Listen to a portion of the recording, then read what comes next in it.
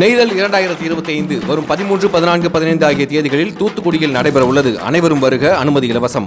கோவையில் தமிழக பாஜகவின் முன்னாள் தலைவர் அண்ணாமலை செய்தியாளர்களை சந்தித்தார். அந்த காட்சிகளை தற்போது பார்க்கலாம். அண்ணே, நம்முடைய அண்ணா யூனிவர்சிட்டி பல்கலைக்கழகம் அந்த கேஸை பொறுத்த வரைக்கும் அண்ணா, PRO நடராஜன் அவர்கள் நேற்று எனக்கு ஒரு டிஃபமேஷன் சூட் 50 லட்சம் ரூபாய் அனுப்பியிருப்பதாக அறிகின்றேன். அதனால் அதில் மன்னிப்பு கோர வேண்டும் என்று சொல்லியிருக்கின்றார்கள். நான் மன்னிப்பு கோரப்போவது கிடையாது. இதையெல்லாம் ஒரு வாய்ப்பாக பார்க்கின்றேன். இப்போ TR பால் அவங்க என் மேலே ஒரு டிஃபமேஷன் சூட் போட்டாங்க. வர 24, 25ஆம் தேதி சென்னையில் TR பாலு ஐயாவை கிராஸ் கொஸ்டின் நான் பண்ண போகிறேன் அந்த கேஸில். அதாவது நம்ம DMK பார்ட் 1 ஃபைல்ஸ் நீங்களாம் கேட்டீங்க, என்னாச்சுன்னு கேட்டீங்க. DMK பார்ட் 1 ஃபைல்ஸ் நம்ம ரிலீஸ் பண்ண பிறகு TR பால் அவங்க என் மேலே ஒரு மான நஷ்ட வழக்கு தொடுத்தாங்க. இந்த மான நஷ்ட வழக்கில் முக்கியமான ஒரு அம்சம் என்னன்னா, யாருக்கு மானம் நஷ்டமடைந்து விட்டதாக நினைக்கின்றார்களோ அவங்க கேஸ் போடுறாங்களோ அவங்கள கூண்டில் ஏற்றி கேள்வி கேட்பதற்கு ஆப்போசிட் பர்சனுக்கு உரிமை இருக்கு. ஸோ TR பால் அவர்களை நான் வருகின்ற 24, 25 சென்னை நீதிமன்றத்தில் நான் செய்ய போறேன். ஸோ என்னுடைய கேள்விகளுக்கு அவர் பதில் சொல்லணும். அவருடைய மொத்த சொத்து எப்படி வந்துச்சு, குடும்பம், ஒரு பேர்ல TRB ராஜா, அவர் சகோதரர், ஒரு சொத்தையும் நீதிமன்றத்துக்கு நான் கொண்டு போக போறேன். அவர் எப்படி சம்பாதிச்சாரு, பாராளுமன்றத்தில் எம்பியா இருக்கும் பொழுது அவருடைய கம்பெனிக்கு ஸ்பெஷல் கேஸை கேட்டார் UPA கவர்மெண்ட்ல, ஃபர்டிலைசர் ப்ரொடக்ஷனுக்கு, ஆல்கஹாலுக்கு. அதனால் அது நீங்க சொன்னீங்க, சில இடத்துல நீதிமன்றத்தின் மூலமாக நடத்தக்கூடிய அந்த வாதங்கள் பத்திரிகை மூலமாக மக்கள் பார்க்கும் பொழுதே அவங்களுக்கு தெரியும் யார் ஊழல்வாதி இல்லை. அதே போல PRO நடராஜன் அவர்கள் கொடுத்திருக்கக்கூடியதை கூட நான் வரவேற்கிறேன். கோர்ட்ல பார்த்துக்கலாம், ஒன்றும் பிரச்சனை இல்லைங்கண்ணா. PRO நடராஜன் அவர்கள் சொல்லியிருக்கக்கூடிய கருத்துக்கு மட்டும் சில பதில் கருத்துக்கள் நான் வைக்கிறேன்.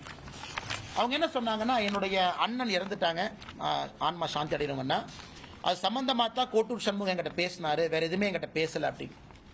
ஆனா அந்த கால் பார்த்தீங்க அப்படின்னாங்கன்னா, ஏன்னா 24ஆம் தேதியை திரும்ப நான் ஏன் பேசுறேன் அப்படின்னா, 24ஆம் தேதி தான் பல பிரச்சனைகள் நடந்தது. அந்த ஞானசேகரனை போலீஸ் ஸ்டேஷன் கூட்டிட்டு போய் வெளியே விட்டாங்க. ஸோ 24ஆம் தேதி மிக முக்கியமான ஒரு நாள், டிசம்பர். அந்த 24ஆம் தேதி காலையில் இந்த கோட்டூர் சண்முகத்துக்கு வந்த முதல் காலே மா சுப்பிரமணியம் அவருடைய PA துளசின்னு ஒருத்தர் இருக்கார், அவர் தான் கோட்டூர் சண்முகத்துக்கு பண்ண முதல் கால். அதன் பிறகு நிறைய விஷயங்கள் நடக்குது. சாயந்தரம் கோட்டூர் சண்முகமும் மா சுப்பிரமணியம் நேரடியாக பேசுறாங்க. இன்னைக்கு மா சுப்பிரமணியம் அவர்கள் சொல்லக்கூடிய கருத்து மிக மிக தவறு. அவங்க ஒரு போலீஸ் ஸ்டேஷனுக்கு அக்யூஸ்ட் போகும் பொழுது மேனிபுலேட் பண்றாங்க. உதாரணத்திற்கு, ஞானசேகரன் போலீஸ் ஸ்டேஷன்ல இருந்து வெளியே வர்றார் டிசம்பர் 24. 8:32 மணிக்கு சாயந்தரம் ஏற்கனவே சொன்னதுதான், மா சுப்பிரமணியம் கோட்டூர் சுப்பிரமணியம் அவங்ககிட்ட பேசுறாங்க, கோட்டூர் சண்முகத்துக்கிட்ட. கோட்டூர் சண்முகம் அந்த கால் முடிச்ச உடனே பேசுற அடுத்த காலே அண்ணா யூனிவர்சிட்டி PRO நடராஜன். 8:32 கோட்டூர் சண்முகம் மா சுப்பிரமணியம் பேசுறாங்க சாயந்தரம். அடுத்த கால் 8:33 கோட்டூர் சண்முகமும் அண்ணா யூனிவர்சிட்டி முன்னாள் PRO நடராஜன் பேசுறாங்க. 8:34 கோட்டூர் சண்முகமும் ஞானசேகரனும் பேசுறாங்க.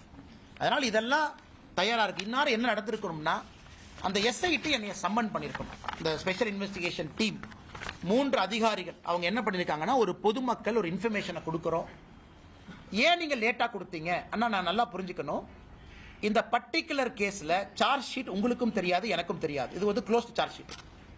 கோர்ட்ல நடக்கக்கூடிய ட்ரையல் உங்களுக்கும் தெரியாது, எனக்கும் தெரியாது. தீர்ப்பு வந்த பிறகுதான் இந்த பர்டிகுலர் சென்சிட்டிவ் FIR மறைக்கப்பட வேண்டிய கேஸ், FIR ஓபனா கொடுக்க முடியாது. தீர்ப்பு வந்த பிறகு 2 சைடினுடைய லாயர்ஸ் என்ன சொல்றாங்களோ அதை வச்சு தான் நமக்கு தெரியும், ஓ என்ன எவிடன்ஸ் வைக்கிறாங்க, என்ன எவிடன்ஸ் வைக்கல. இன்னைக்கு வரைக்கும் சார்ஜ் ஷீட் என் கையில கிடையாது. கோர்ட்டினுடைய ஜட்ஜ்மெண்ட் காப்பி பப்ளிக் டாக்குமெண்ட் ஆயிருக்கா, இன்னைக்கு வரைக்கும் இல்ல.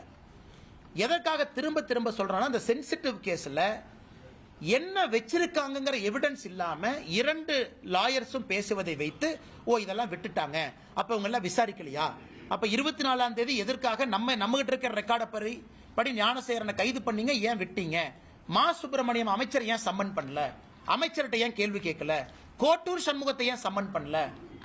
2 போலீஸ் ஆபீசர்ஸ் நான் ஏற்கனவே சொல்லியிருந்தேன். ஒரு போலீஸ் ஆபீசர் பாத்தீங்கன்னா sub inspector Guindy law and order Gunasekar Kannan. இந்த குணசேகர் கண்ணன் பாத்தீங்கன்னா, ஞானசேகரன் 23ஆம் தேதி அண்ணா யூனிவர்சிட்டியில் அந்த பாலியல் சம்பவம் நடந்த பிறகு ஞானசேகரன் பேசுற முதல் காலே இந்த sub inspector Guindy law and order Gunasekara Kannan. அப்ப சம்மன் பண்ணி விசாரிக்கணுமா இல்லையா? விசாரிக்கல எஸ்ஐடி.